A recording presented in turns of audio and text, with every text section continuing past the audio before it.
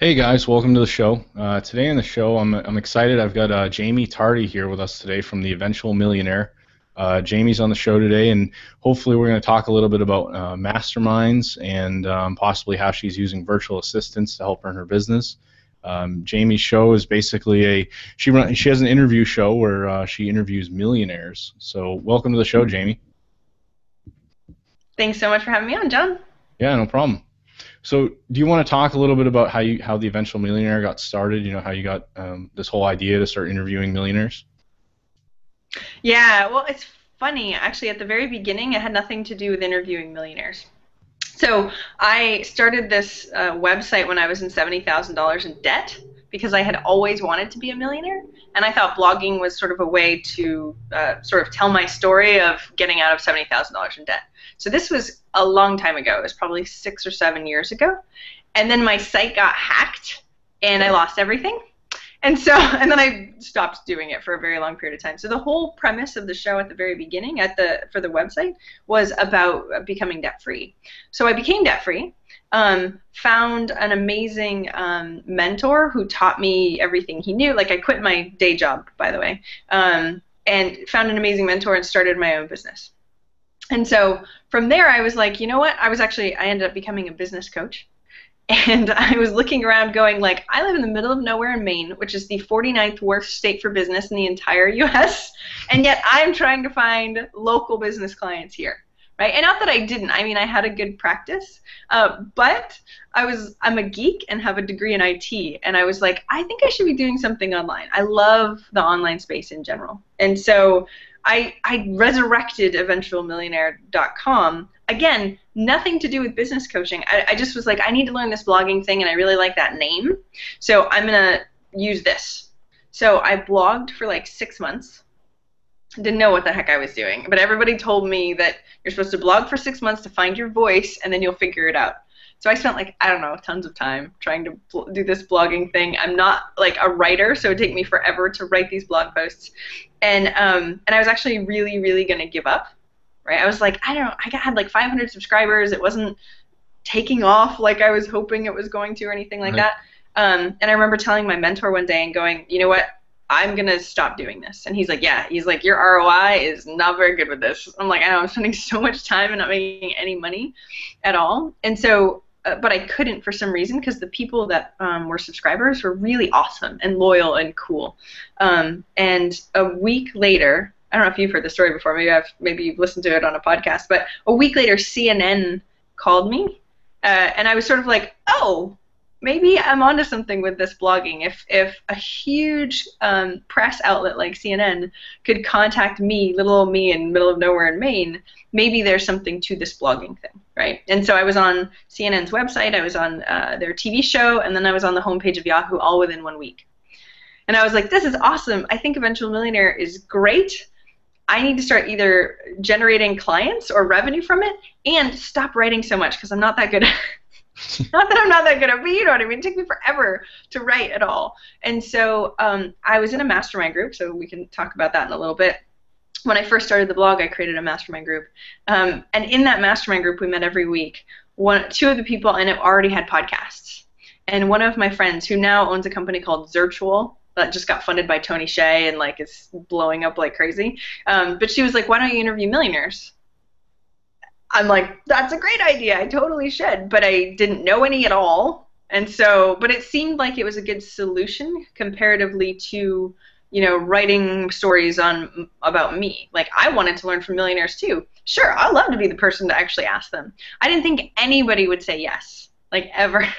I was like, that's great, but how the heck am I, you know, some girl in Maine going to get them to say yes? And it was so much easier than I ever thought, like, thankfully, right? I'm up to 140 interviews so far, right? There's 100 plus in the book.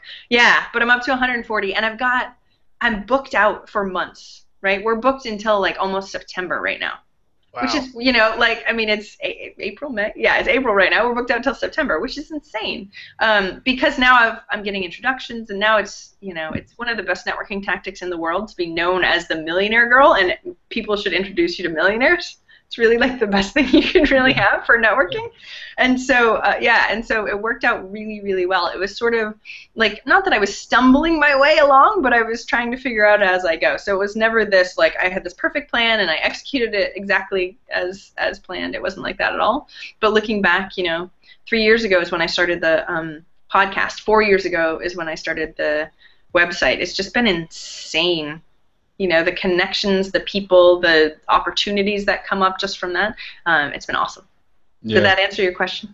Yeah, no, I thought it was great, and it's so funny that you mentioned, like, and I just thought I'd bring this up because I'm pumped about it, is, you think, like, when you're reaching out to these people, like, everyone else is sort of, it's not like because they're a millionaire, like, they have to, that they're really any different than you are. You like, people are still going to be willing to come on the show. And yesterday, in fact, it's totally random, and it wasn't even really related to my show too much, but I reached out to the person who's the lead vocalist of one of my favorite bands, like literally of all time.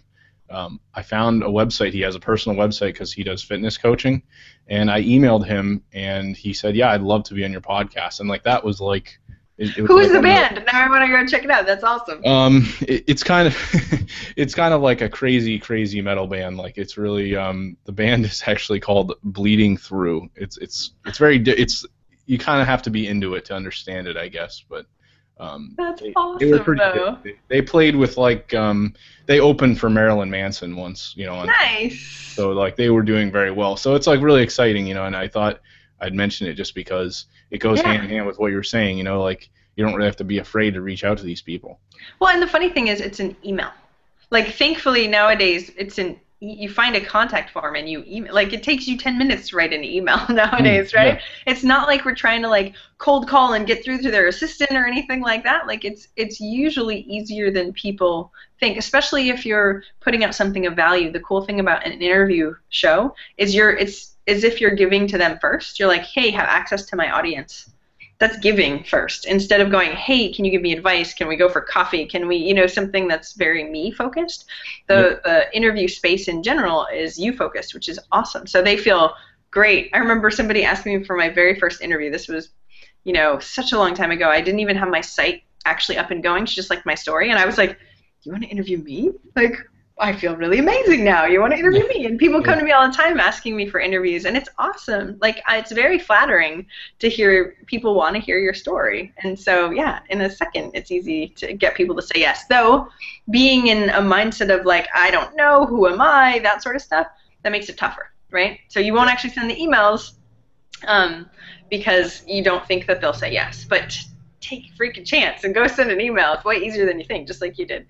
Yeah, no, and that's like the thing I love about doing the interviews. Like just like you said, it's so like the people that I've been building relationships with. It's like I never would have met these people. Like I have a business partner now in Canada, and I've never been to Canada in my life. And like that's just so funny to me to think about it like that. Totally, this world is a very small. I have clients in Belgium. I was chatting with my friend Natalie Sisson in Japan last night. You know what I mean? It's insane what you can do. Right. Now, I did want to ask too. I thought this would be interesting. I'm sure you get asked all the time, but you've interviewed all these people that are millionaires. Is there any like common trends or things that like you're finding a lot of people are talking about in terms of like them having all the success? Definitely, and so that's one of the reasons why I interviewed them, right? Like, tell me what the thing is that they do. Like, is it what I wanted to really find out was commonalities in general. Right, and one of the cool things, and I get asked this question a lot, and I'm always like, I wish there was a secret sauce. Like I can tell everybody do this, and this, and we're ta-da. And unfortunately, it's not like that. I'm writing an article for a magazine, and they want the roadmap to $1 million, and I'm like, okay, well, it's not straight. So there's a lot of that, but a couple of commonalities that I found, and it's not as though they've said them. It's that. From them telling their stories, their tactics, all that stuff, this is what sort of shines through, right? So it's not like, I do this and this and this. But one of the things that hugely shines through is what I call a no excuses approach, right? And so, don't get me wrong, everybody has excuses. Millionaires have excuses. I do, you do. But just like we were talking about before, we can let those things stop us, whether it be fear that's the basis of it or whatever it is. If you go, I would love to start an interview show, but I mean, who am I? Who's going to say yes to me? I don't have enough time. excuse, right? I don't have enough money, like I don't know what equipment I need, like blah, blah, blah, blah, blah. These are all excuses. You can figure them out. We have the internet. It has everything, right? Right. Anything you ever need is for answers is there. You can talk to somebody who's done it before. You have no excuse. The time thing is just a priority piece, right? If you really care about that, then you can make time. So there's lots of pieces like that that kept coming up. So what millionaires will do is they're really good at recognizing their excuses and moving past them anyway.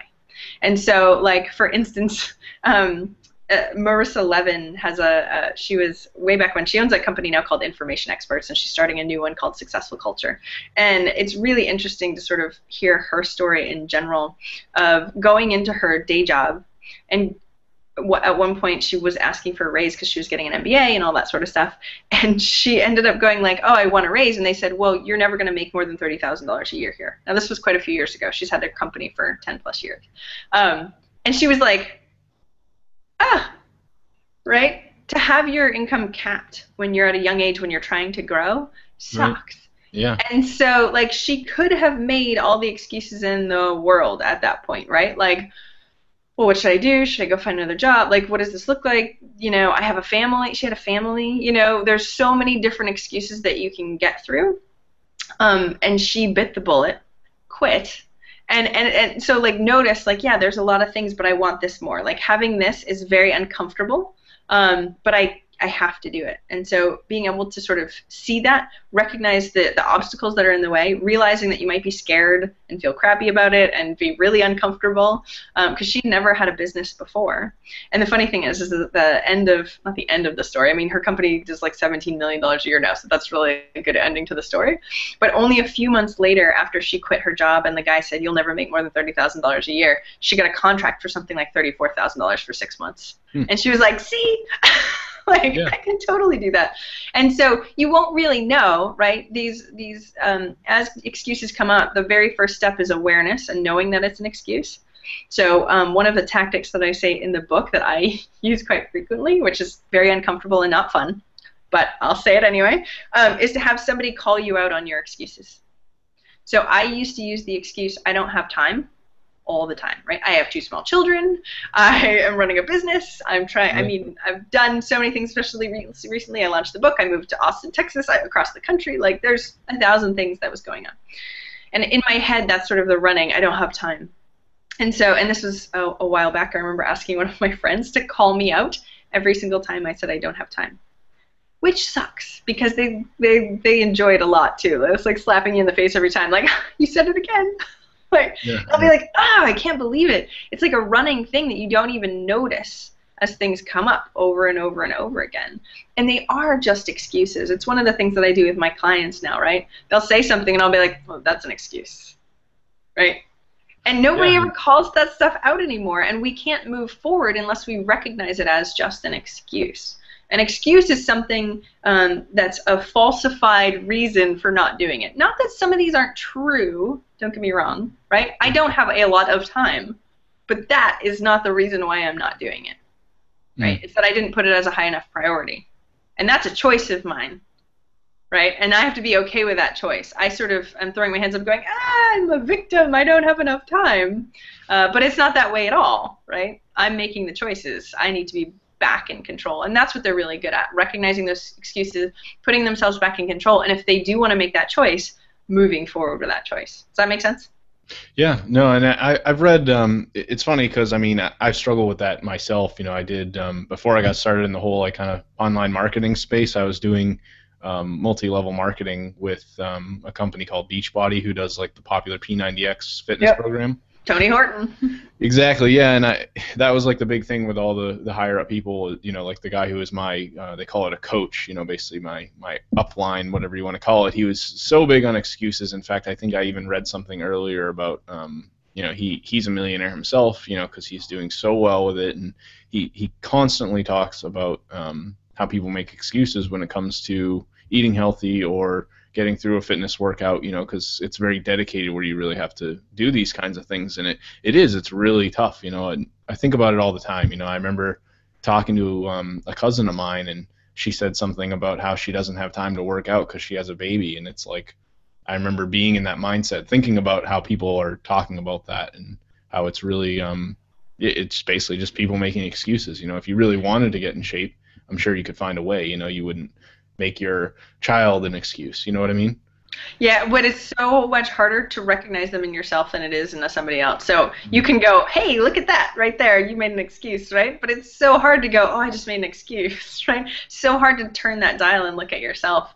But yeah, I totally understand. And don't get me wrong, if it should be a conscious choice, right? So if she wants to spend more time with her baby, that's okay. Right? If she doesn't want to hire a nanny so that way she can go to the gym, that's okay. But that's a choice of hers instead of it being a victim mentality kind of a thing. Does that make sense? Yeah. No, I definitely, it makes a lot of sense too, because I feel like, getting past those hurdles, even for me, I knew like starting this interview show and doing all these other things like blogging, like you said, it's challenging at first, doing it for months on end and not seeing any results, but it's like kind of staying consistent and just thinking, well, if I keep doing this and I don't let anything get in my way and I don't decide to quit or really just stick with it, then eventually something will happen. And that's really been true for me as of recently.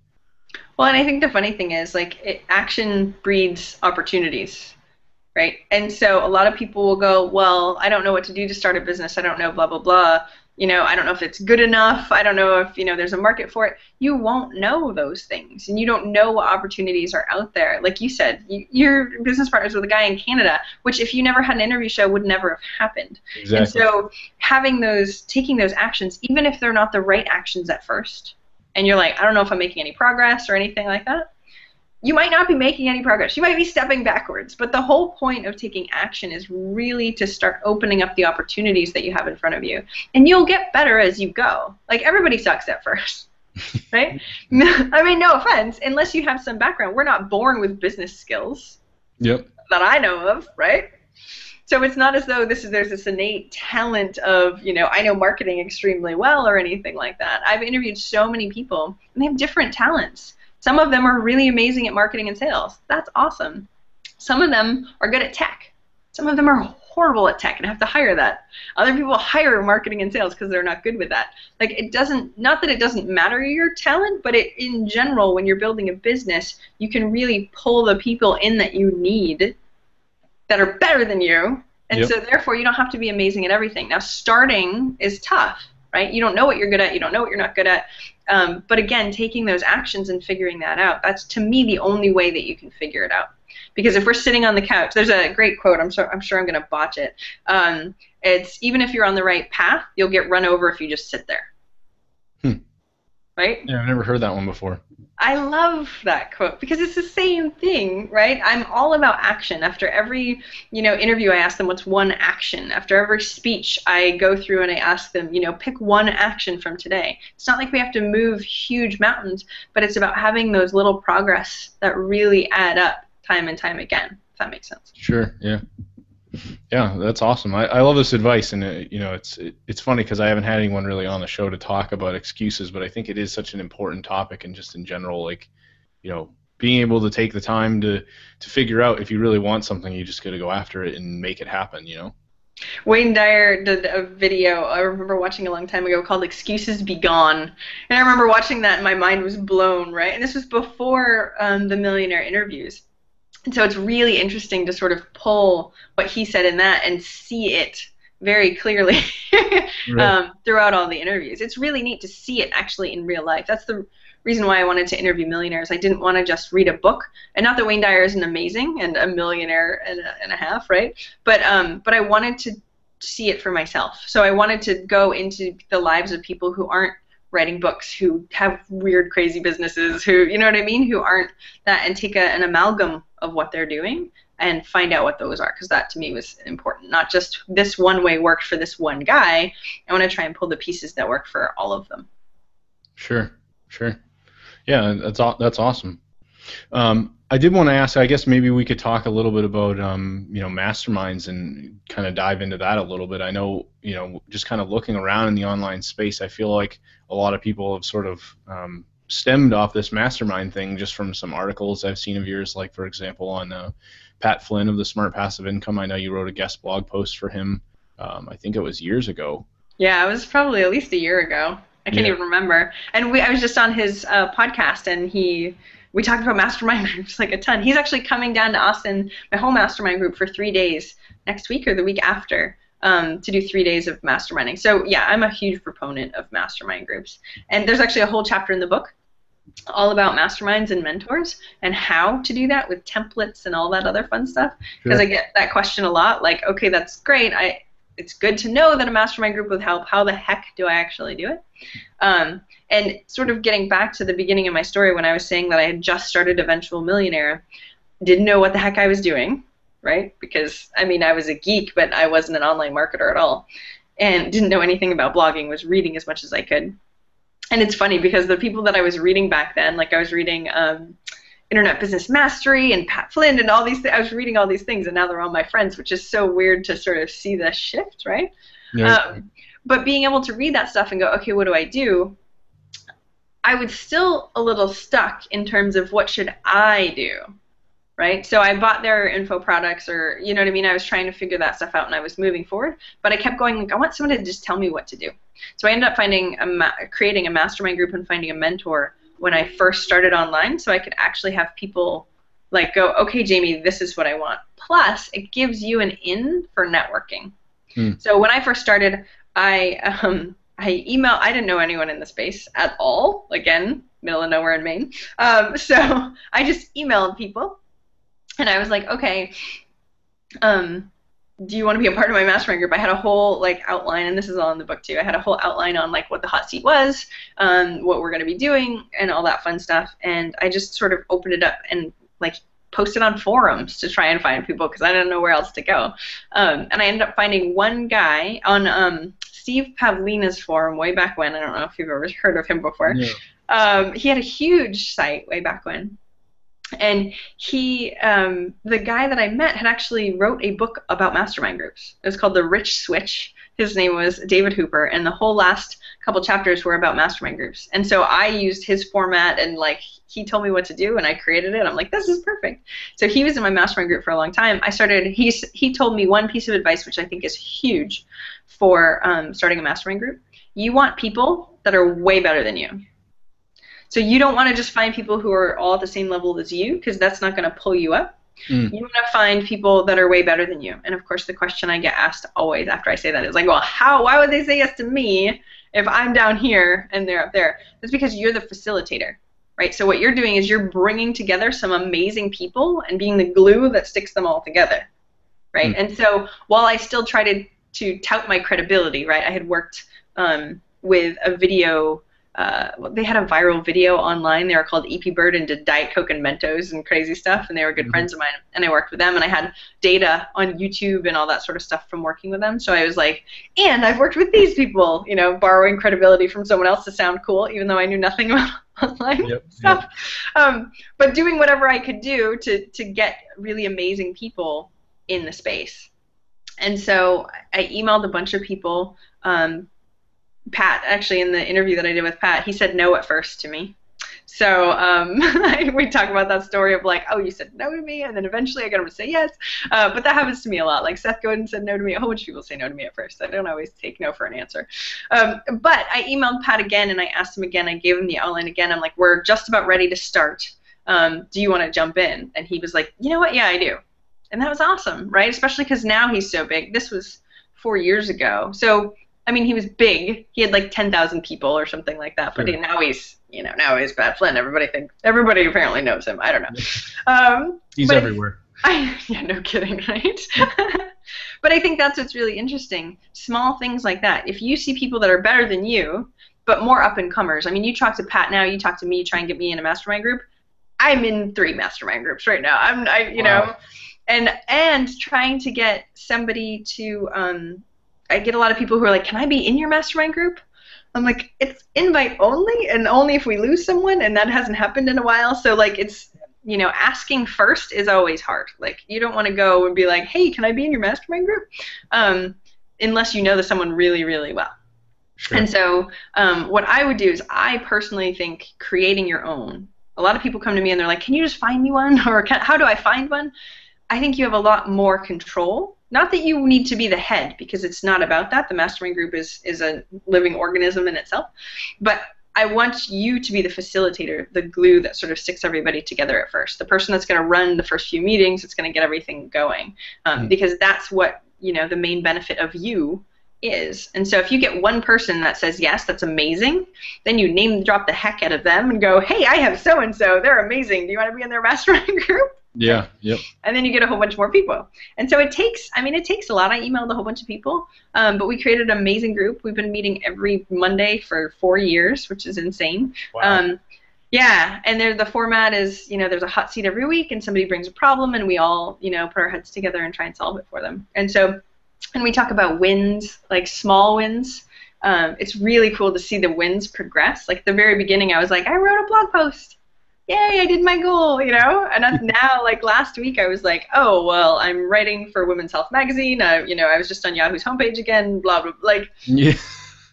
I crazy. saw that on Facebook when you it's posted nuts. Yahoo. I've been on Yahoo's homepage 4 times in the past 3 years. 4 times, that's a lot. And so 2 in the past month, which is crazy because of the book. And there might be another one, maybe, hopefully. I flew out to Yahoo and did a couple videos with them. So one of them came live, and I'm going like this for the next one. Come on, homepage. But it is really interesting to see the progression, right? Because at the beginning, I remember coming into my mastermind group and go, I don't have any wins this week. I feel dumb, right? Right? There were sad little wins like, oh, I don't know, this happened. Yay. I got an extra visitor from Belgium. Yeah, no. but it wasn't that big of a deal then. But as you continue, like I'm saying, take those actions, those opportunities start to show up, right? And then you learn and you get better and you tweak. And I mean, that's what it's all about for sure. Yeah. No, I was curious. I don't know if it may be like a private thing. Who are the members in your group, or is that something you can share? Or I don't know if I'm supposed to share it. I'll totally share it. Okay. So we've had a couple different. So some people leave, some people come back. The current group right now is Pat, Jeff Rose from Good Financial Sense. Mm-hmm. Really cool guy. He's sort of the newest member, which was quite a few. I mean, oh gosh, it was a year ago. Wow, he's been in the group for a long time. Roderick Russell, who is a sword swallower and hypnotist, wow. And has a brand new site coming online called Remarkably Human, and he's sort of the neuroscience kind of crazy guy and performer, so he gives us a lot of advice on that stuff, which is cool. And it really swallows swords, which is crazy. We have an eclectic group. And then we have Todd Tressiter, who runs Financial Mentor. He's a guy that I actually interviewed, and he really wanted to be in my mastermind group. We had no openings forever. He was like, oh, and I'm like, well, you're a millionaire, but I don't know. No. So I ended up introducing him and Pat. They became friends, and then we ended up bringing him into the group and stuff like that too. So it's a great bunch of people. We've also had a lot of really cool people, like Marin from Zirtual, who had to leave just because her business was blowing up so much. Wow. People are throwing money at me. I guess I don't have enough time to have a scheduled call, but we're all still really good friends now, and it's just an insane place to be transparent and talk about if things suck or not, and sure. To have people that are there willing to support you no matter what, especially if, like we were talking about, and I was just chatting with another friend of mine, it's isolating being at your computer by yourself, you know what I mean? Unless you live in a place that has a lot of entrepreneurs. That's one of the reasons why I moved to Austin, just because there's more community here. But being in the middle of nowhere in Maine going, it's my office and that's it, right? So being able to talk to people and have that support system where we have a Facebook group, and if somebody's like, oh shoot, can you check out this thing, somebody will listen to the podcast episode and give you feedback and all that fun stuff too. So it's really building a support team for yourself, because business is tough.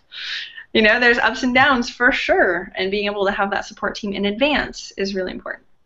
Yeah, I think everything you shared is great. I mean, I remember I read your post probably, I want to say maybe like, I don't know, somewhere in the ballpark of like 9 to 10 months ago, and I actually approached Mike Thomas of Mike from Maine. Oh, really? He's not actually from Maine.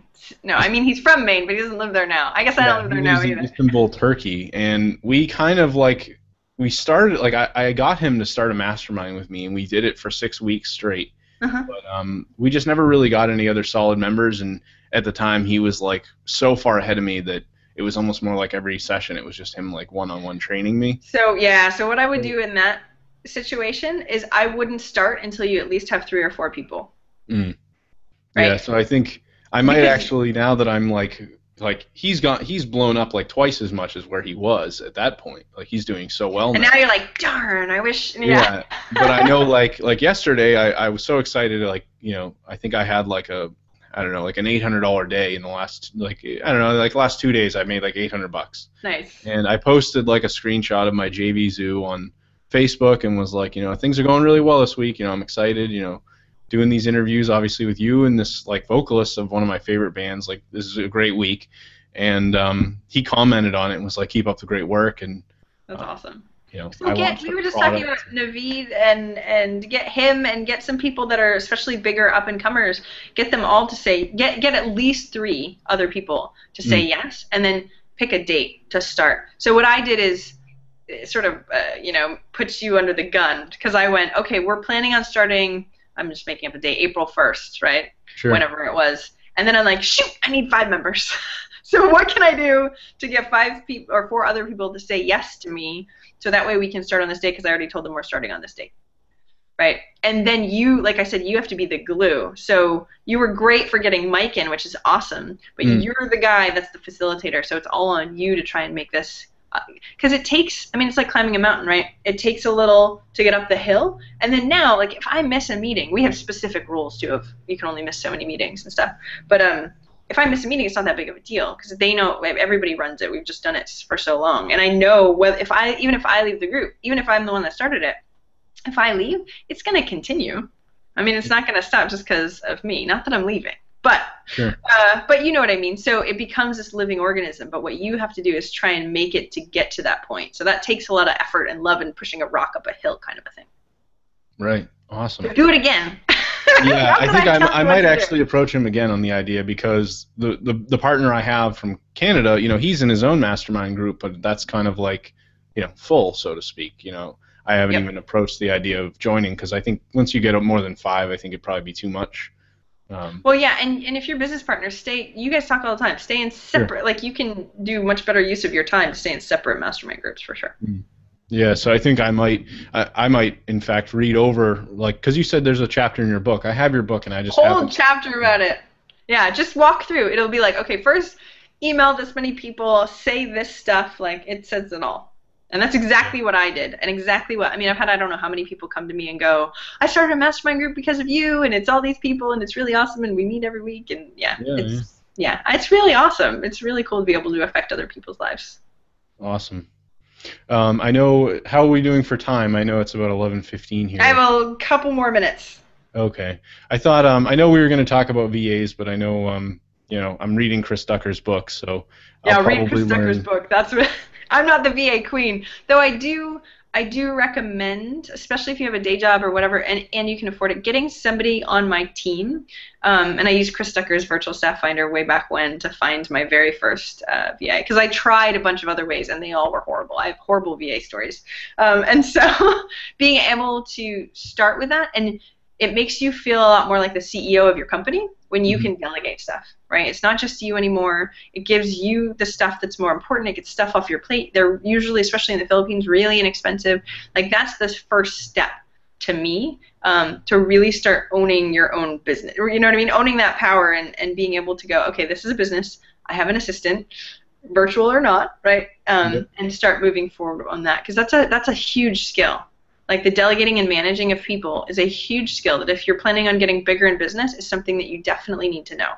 And sometimes it takes a while to learn, right? And learning by experience, you can read books all day long. It's very, very different when you're dealing with people. Yeah. And so being able to jump into that is another learning tactic, right? So being able to make that decision, even if it's 10 hours a week, even if it's 5 hours a week, whatever it is that you can actually afford, will start setting you up a little bit better. Plus, it puts a little skin in the game where you're like, shoot, I have to make money now because I'm paying someone. Sure. And sometimes that helps too.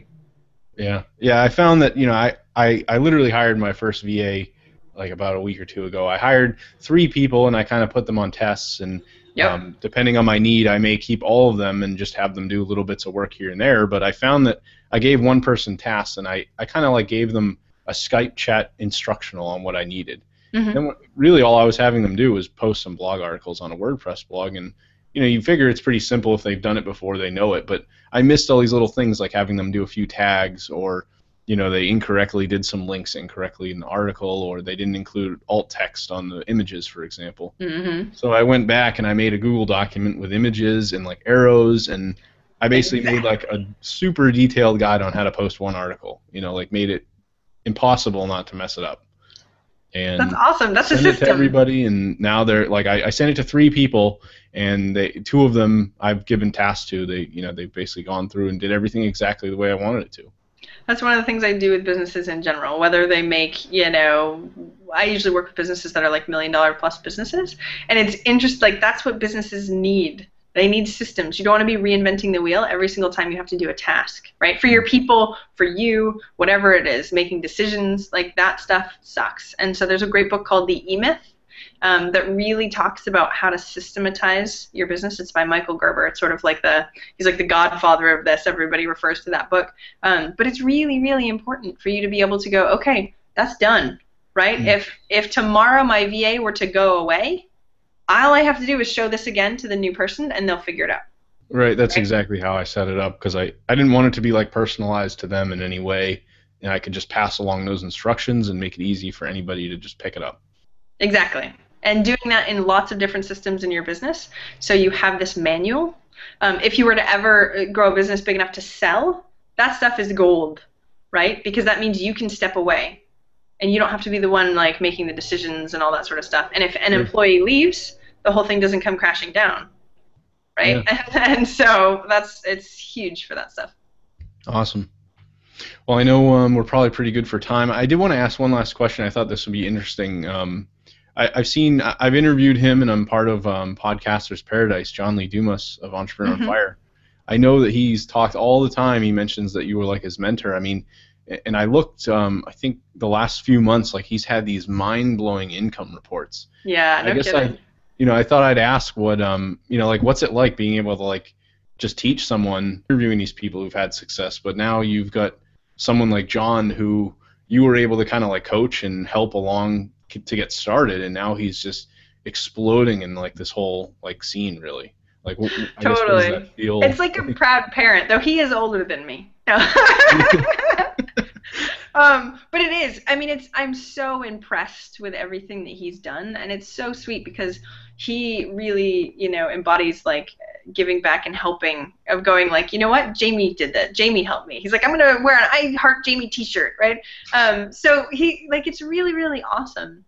I can't take credit for what he's doing. He's working his butt off. Yeah. I'm really extremely happy that I could set him off on the right foot and really get him to be introduced to these amazing people too that he's now really good friends with. And so it's just like the same way with me at the very beginning, right? And I have amazing clients. Like some people aren't on this online space, so people don't know, but I have clients doing amazing, wonderful things in the world, and I'm just so lucky to be able to do what I do. It's so cool. Yeah. Yeah, I thought I'd ask about that because I know he mentions you quite a bit when it comes to sort of like his initial getting started phase. Like he hired you as kind of like a coach and mentor, Totally. I mean, we went to high school together. He was so much cooler than me. So finally I was like, look who's cool now. I know podcasting. Yeah, Yeah, that's funny. So silly, right? No, but I wish him the best of luck in the future. He's doing amazing things for sure. Yeah, awesome.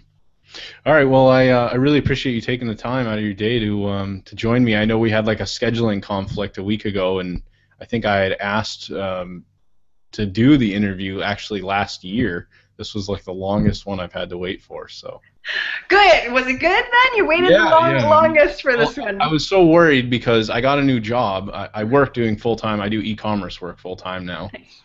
Because of all the online stuff I do, I got a 9 to 5 kind of doing like online marketing in a way, but got this new job, and I had a notification appear like a week ago that I had an interview with you the next morning, and I was like, what am I gonna do? Like I can't just like blow off like I've only been there. Should. Yeah, you tell her. Be like, no, I can't do that. Yeah. So luckily, I was really glad that you were able to like reschedule like within like a week, and I had to wait like 4 months. Like I have a wait list of between 50 and 70 podcasts right now, and I try and do them like.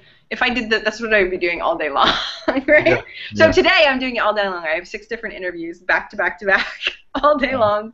So hopefully I'll remember what I said on what show. But yeah, it's insane. It's awesome. Don't get me wrong. I think that I really love being able to do it, but it also need to make sure I'm making my priorities with my time, right? Just like we were talking about before. Before, what I would do is just say yes to absolutely everybody because I want to, and I love everybody. And then I was realizing I have no time to actually get anything done at all. Right. Okay, that's affecting my business, and I had to shift and make the priorities different. So that's why now we have a wait list. I do 1 day a month of as many as I can, and yeah, some people will have to wait a long time. Sorry. Yeah, it's all good. The thing I liked about it, to be honest with you, was if I knew I had an interview with you scheduled like 4 months in advance, it gave me that much more of like a precedence that I needed to like continue with what I'm doing, or Oh, otherwise good. I'd like Yeah. fall off the wagon, and then all of a sudden now I've like I could have blown it off, but like I why can would keep you I? accountable from afar. That's great. Yeah. Like I think at the time I might have only had maybe 30 or 40 episodes, around Amazing. December time frame. And now, I've been doing one pretty consistently like once a week. So, That's awesome. Well, congratulations. I'm glad things are going really, really well for you now, too. It's yeah. exciting. Yep. All right. Well, thanks a lot. I hope we get to chat again soon in the future.